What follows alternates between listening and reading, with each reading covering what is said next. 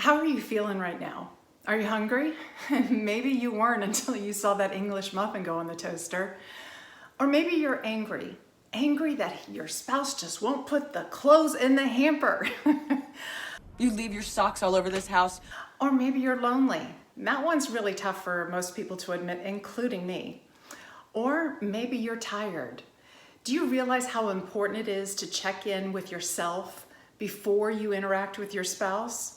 Stay tuned and I'll go through these feelings and share how important it is to recognize your state of being before you interact with your other human being in your house.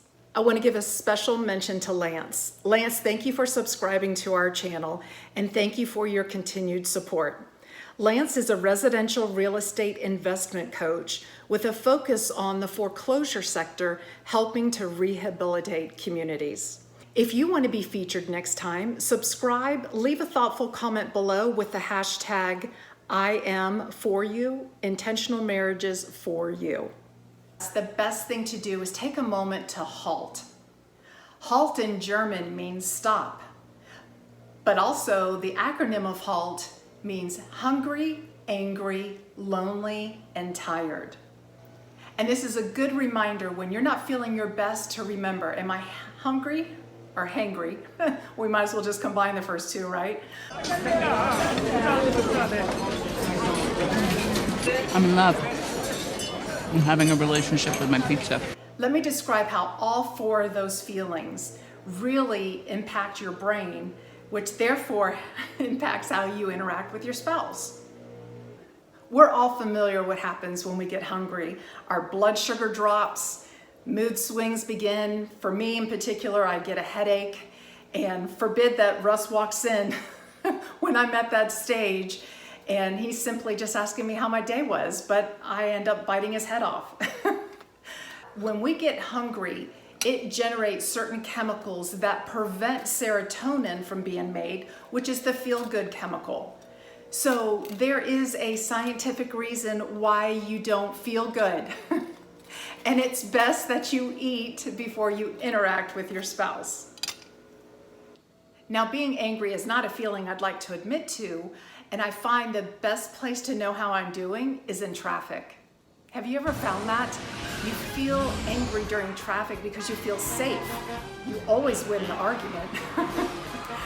But there are times where somebody can pull out in front of me, doesn't faze me, and then there's other times where I am having a full-on conversation with the person in front of me. Now, once you recognize if you are angry, anger is not the first emotion. Did you know that anger is the second emotion? See this diagram of all the possible emotions that are buried under anger? Typically, when I'm angry, it's because I've been hurt and I'm in no mood to be vulnerable to address it, so I stay angry and take it out on Russ. Again, another important feeling to address before you interact with your spouse. Our next feeling is lonely, and I'm not sure how many people like to admit that they feel lonely, including myself, but this quarantining certainly has made us collectively lonely at some point in time during the last few months. Part of the problem when we try to connect with our spouse when we feel lonely is we have a tendency not to be vulnerable. Let me show you how not to do it. Oh, you're gonna watch Gladiator again? Great, for the 100th time. Oh, you're still working? Okay, great. Those are bids for connection. I'm lonely, but I don't want to tell you, so I'm going to attack you so you'll connect with me, and you see how it doesn't work, right? So when you are feeling lonely, check in first with yourself and get to a place where you can vulnerably ask for the connection. Accusing our spouse of being on the phone, watching Gladiator too many times, or taking another phone call, it's just not going to get you the kind of connection you're looking for. So be checking to that lonely feeling before trying to connect with your spouse. And finally, when you're tired, did you know that your brain slows down and those signals weaken?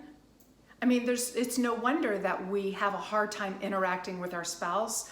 We can't concentrate, we have memory issues, especially when my husband says, "Did you do those particular errands?" And I'm like, I forgot. I'm tired. Hey, are you awake? Yeah. Sleep deprivation prevents our brain cells from communicating with each other, which naturally means we're not going to be able to communicate well with our spouse. So if you're tired and want to interact with your spouse, get a good night's sleep first and then have that conversation. Obviously, we need certain logistics to be taken care of, but don't have the heavy, deep conversations with your spouse, especially when you're tired. So what's the moral of this story? Is address your feelings before you affect your spouse's feelings. Which one of these feelings interrupts the good vibes of your relationship? Is it being hungry, angry, lonely, or tired? Comment below. And for those who love data and want to get really technical about your sleep, my husband and I bought an Oura Ring, and it gives you all the feedback on how much deep sleep you're getting, how much REM, how much light sleep, when you go to sleep, when you wake up. It is fantastic, and it'll show you the days that you sleep really well. Think back, what did I eat? Did I exercise? Am I doing my prayers and meditation? It really helps give you some feedback on what's working for your sleep and can tremendously improve how you sleep. Ladies, I encourage you to join our Wives Who Thrive workshop waiting list to be notified the next time it opens. This is an alternative to counseling where you'll have community with other women, and I share all the life lessons I've learned from going to couples counseling the past 17 years. The link is in the description below. If you liked this video, give us a like, subscribe, and take a screenshot. Okay. I didn't think about eating and continuing to talk. Take a screenshot, share it out with your friends, especially you're married, engaged, one's considering to be engaged. It'll help push this video out to others. Thanks so much for watching, and I'll see you in the next video. Bye-bye.